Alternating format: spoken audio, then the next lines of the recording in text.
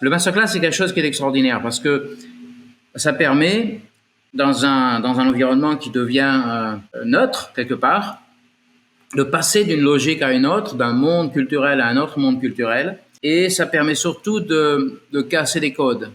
Dans la mesure où on se retrouve avec des gens qui n'attaquent pas de la même façon, qui font pas les mêmes techniques, qui ont pas les mêmes conventions de combat. Quand on travaille dans le même style, on a des conventions de combat. C'est d'une facilité déconcertante parce qu'on a des conventions.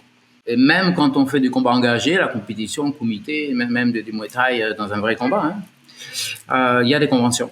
Il y a des conventions de pratique, on ne travaille pas de la même façon.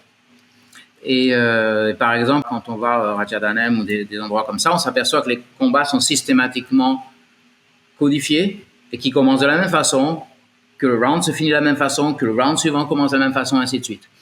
Et on retrouve ça aussi dans la pratique des arts martiaux. Donc, le masterclass, c'est ce qui permet d'arriver et puis tout d'un coup d'avoir toutes ces parties du Monopoly qui sont différentes. Donc là, on redécouvre un trajet. On fait un tour du Monopoly en redécouvrant un trajet. Et je pense que ça, c'est important. Et sur 2 jours, ça peut permettre de vraiment faire une remise en cause et une remise en question de plein de choses.